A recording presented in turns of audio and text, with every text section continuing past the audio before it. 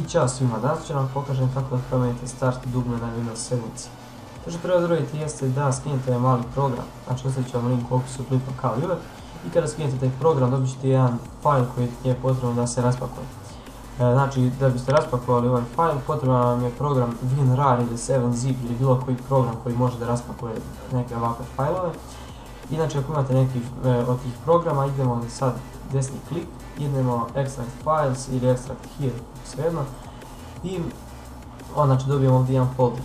Zatim kad uđemo u njega, ovdje se nalazi ikonica tog programa i ne možemo odmah da uđemo u taj program.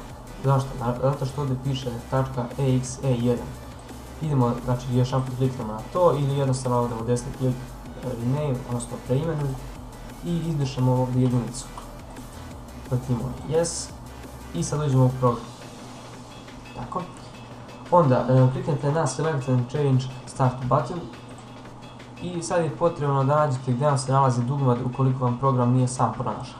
Znači ako vam program nije sam pronašao, evo znači kako ćete naći.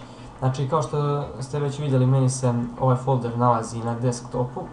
Znači ja idem ovdje desktop, idem ovdje opet taj folder i idem ovdje 10 sample OS. Znači kliknete tu i odabirate neko od ovih dugmića. Sad, ako vam se ne sviđa nijedno od ovih ovdje dugmića koje ste dobili uz ovaj program, znači jednostavno odete na internet, odnosno na Google i ukucajte Windows 7 buttons download i nađete neko dugme koje vam se sviđa. Sad, bitno je da to dugme koje ste odabrali, bitno je da ima znači, crnu pozadinu kao što imaju svi ovi i da ima 3 ikonice. Znači kao na primjer ovako kao što vidite start dugme trenutno, onda kao kad stavim strelicu i kao kad kliknem. Znači ovdje u ovom slučaju se ne menjaju, u ovom slučaju i ovom. Znači ne menja se dugme puno, ali kad stavite neko od ovih ovdje vidjet ćete veliku razliku. Znači kao na primjer ovo i ovo. Tako i na ovim ostalim. Tako znači ako ste skinuli neko od tih dugmića koje ste htjeli, znači samo nađete gdje se nalazi. Evo znači da ne dužimo previše, znači ja ću staviti neko od ovih i odabrat ćemo na primjer, ajde ovo ovdje. Zatim idemo open i znači kao što vidite sada se dugme promijenilo.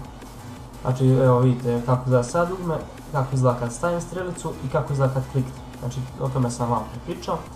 Tako da eto, to je bilo to, hvala što ste gledali ovaj klip, ne zaboravite da ostavite like i da se pretplatite na moj kanal i ako imate znači, neko pitanje ili neki predlog šta bih mogao da snimim, slobodno ostavite u komentarima.